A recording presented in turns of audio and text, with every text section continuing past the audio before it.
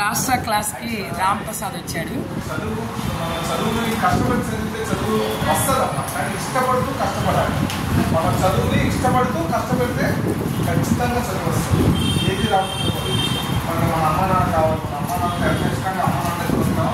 అలాగే చదువు కూడా మన దగ్గర ఉండాలంటే మనం దాన్ని అందరికీ ఇష్టపడాలి. అంతే కదా, చిన్న కుక్క పిల్లలు పెంచుకుంటారు, ఇష్టంగా పెంచుకుంటాం, ఇంటికి రాగానే దాన్ని చూడాలి. అలాగే మన స్కూల్ వెళ్ళాలంటే మనం పుస్తకం ప్రేమించాలి, మనం చదువును ప్రేమించాలి. వెళ్ళిన వెంటనే మనం ఈరోజు చదువుకోవాలి, టీచర్ చెప్పి చదువుకోవాలి. టీచర్ మనం ఇంటికి వెళ్ళిన తర్వాత టీచర్ చెప్పి ఖచ్చితంగా గుర్తొచ్చిందంటే మనం బాగా చదువుకోవాలి. చదువుకు ఇష్టపడితే దాన్ని ఇంకా దాన్ని వదిలిపెట్టాం. మనం ఇంట్లో చదువుతూనే ఉంటారు. అలా ఈరోజు చదవాలి, ఈరోజు చదవాలి. ఆడుకునే టైం ఆడుకోవాలి, చదువుకునే టైం చదువుకోవాలి. చదువుకుంటే మా నిత్యలాగా, మా మౌనికలాగా, మా మానసలాగా మంచి మంచి డాక్టర్లు అవుతారు. ప్రియాంక లాగా పెద్ద ఇంజనీర్లు అవుతారు. ఇట్లా వాళ్ళ అమ్మ బాగా చదువుకోవాలి, బాగా చదువుకోవాలి.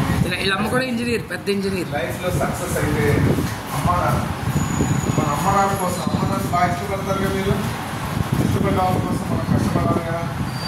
మీరు ఆ లైఫ్లో సక్సెస్ అయితే ఎవరు ఇష్టపడతారు, ఎవరు బాగా సంతోషిస్తారు? అమ్మ నాన్నే కదా. అమ్మ నాన్న కోసం ఖచ్చితంగా కష్టపడి చదువుకోవాలి. అమ్మ నాన్న మాట వినాలి, అమ్మ నాన్న చెప్పిన వినాలి, అమ్మ నాన్నకి ఏం తినమంటే అది తినాలి. అమ్మ నాన్న చూసిన పౌష్టికాహారం ఇస్తారు. ఒక 2 డేస్ ప్యాకెట్ తీసుకొచ్చేస్తారు. 2 డేస్ ప్యాకెట్ ఇస్తే ఇది భలే రుచిగా ఉందే, 2 రోజుల తర్వాత కడుపులో ఏదో వస్తుంది. అంతేనా? చేత అమ్మ నాన్న పెట్టిన అమ్మ నాన్న ఏది మన కోసమే. మనం దేని వల్ల తిని ఎదుగుతామో, దేని వల్ల మనకి శక్తి వచ్చిందో అటువంటి ఆహారం ఇస్తారు అమ్మ నాన్న. అటువంటి ఆహారాన్ని మనం తినాలి. అంటే ఖచ్చితంగా మనం చదువుకునేటప్పుడు అది మనకు శక్తిని ఇస్తుంది, చదువుకునే శక్తిని ఇస్తుంది. అంతేనా? అంతేనమ్మా? అంతేనా? పొద్దున్నే అమ్మ నాన్న ఏమి తిని వచ్చారు మీరు? చపాతి, ఇడ్లీ. Very good. మైదాతో చేసిన ఇడ్లీ తినద్దు. మైదాని అవాయిడ్ చేయండి. అమ్మ నాన్న చెప్పండి, మైదాతో మాకు బిస్కెట్స్, పూరీలు, మైదాతో చేసిన పూరీలు, టిఫిన్లు, మైదా కాకుండా చక్కగా పౌష్టికాహారం ఏదైతే ఉంటుందో అదే తినండి. దానివల్ల మీకు చదువుకునే శక్తి వస్తుంది. క్లాసులో మంచి కట్టుకునే నిద్ర వస్తుంది. ఇలాగా ఎంత బాగుంది, పూరీ పదే తిన్నానే, మంచి నిద్ర వస్తుంది. కట్టుకుంటే తినాలి. అది ఆహారం మంచి శక్తిని వాళ్ళు అటువంటి ఆహారం తిని చదువుకోండి. బాగా చదువుకుంటున్నాం, బాగా చదువుకోవాలి.